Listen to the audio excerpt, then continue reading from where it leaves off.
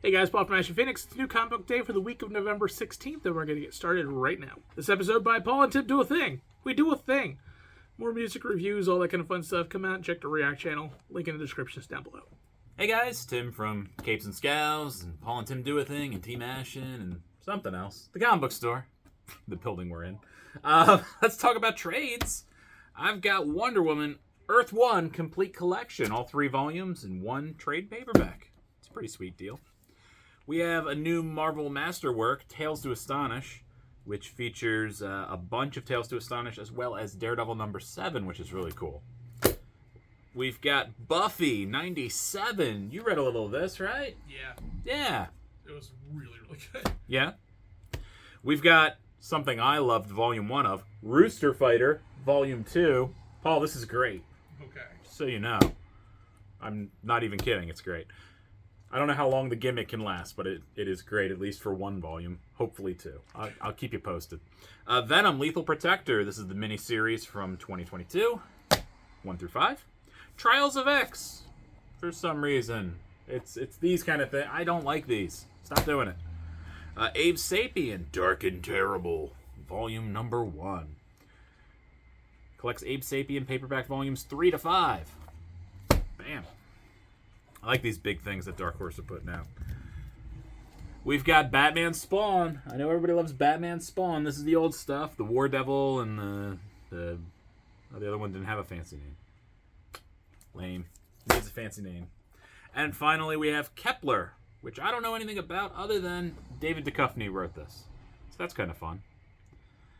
Looks like sci-fi. Just seems interesting. So check that out. Alrighty, first up for me, and this was very nearly, literally a coin toss to figure out what my pick of the week was. Chroma from Image.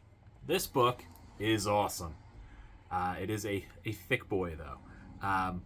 Basically, there's a world with a city that has walls all around it, and it is all black and gray. There is no color allowed in the city. The reason for that being the king that ruled the land kind of went crazy and got angry and sicked giant lizards on everybody. And the lizards can see color, but they can't see black and white. So it is hiding the city from giant, and I mean giant lizards. They're very awesome. What has happened is there's an egg of a monster that the king has infiltrated their stronghold with that is going to hatch. It essentially is what you see on the cover, which just looks like a normal human girl with a bunch of weird appendages.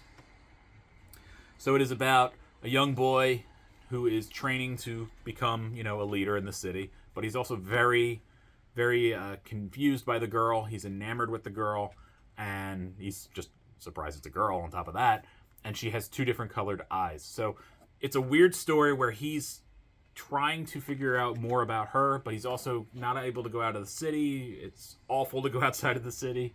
It's a very weird, unique story. I love the art, though. The art is definitely the high point, where everything within the city walls is black and white and some form of gray, and you can see the sky is blue. You can see trees and the fall-like trees outside of the city. It's a really cool art piece. So if you're an artist, definitely check this out. First up, we have Wind, issue number 4. More of the same. This book is just really, really good. Expands way more of the lore, and you kind of get a story within a story about how the Winged Ones might have come about. But again, it's a fable. So it was a very interesting story about how the origin might have come about, but how it also reflects on the society in general. And it's just there's not a ton of action going on right here, but there is a lot of story development and world building on this issue. So while this is a great issue, if you're looking to kind of jump in, this ain't the book to do it. You definitely want to check from the beginning and grab this. But man, if you're on this ride, it's so good. And the art, of course, is beautiful. So definitely check it out. All right, time for my pick of the week. Paul, do you know what my pick of the week is? Not a clue. That's right, you don't. It's Gold Goblin, issue number 1. Okay. It's a Marvel. I'm confused. Yeah, so I haven't been keeping up with Spider-Man at all. I know that Norman Osborn is the Gold Goblin, and he's gone good, which is hard, and everybody's having a real hard time with that. He has this weird costume, and he's very upset that they've kind of labeled him a goblin still. He's like, why do I gotta be a goblin? But what is really fun is his inner monologue and how tortured he is now that he's trying to actually be legit and just try to be a human again.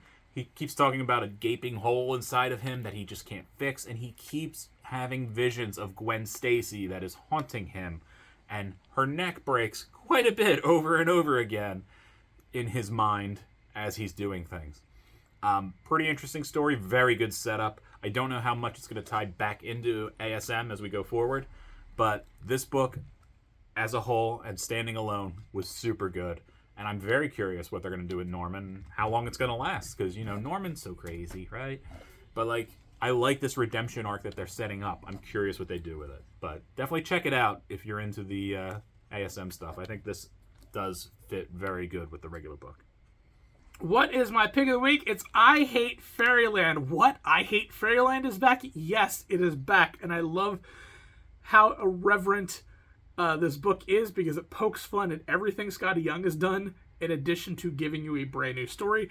Gert is back.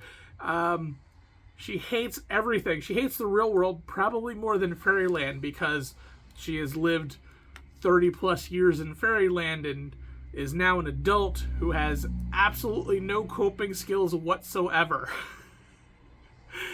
And it doesn't go well. She can't hold a job. And she gets a new job, and that job is going to bring her back to Fairyland. And it's so good. It's so good because, it's very tongue-in-cheek. It's very much meta in its representation of Fairyland, and how even we know that there were faults in the original storyline and all that kind of stuff, and all of it pokes fun at this. The art is fantastic. If you love the I Hate Fairyland art style, all of that is back, and it's also fun to see that in the real world, as Gert is dreaming of murdering people. Can't do it because it's the real world, and the real world repercussions from that. I can't wait to see where this goes. I can't wait to see all of the craziness that will happen in Fairyland, and how it might have changed since she's been gone. So, yeah. If you love that book, you will love this book. And if you're looking for a noob thing, you don't need a lot of knowledge from the original series to get into this.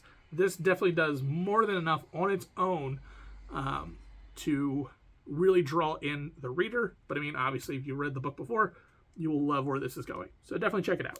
All right, guys, that is it. Thank you for checking everything out. Make sure you head over to Campfire Ashes, where Paul has a new episode with a guest. Look at you, guesting it up. That's fun. It was that. I like that. I like to get some guests on there. I liked it. Yeah? Yeah. How often are you going to have guests? Not often, but like it'll come up every now and then. Every now and then. Yeah. And check out Paul on TikTok. Paul's great on TikTok. Tell him, Paul. Yeah, Team Ashen Gaming. Yeah. All right, that's. We have a lot. We've been. Nobody cares about that much. Anyways, have a good one. We'll see you.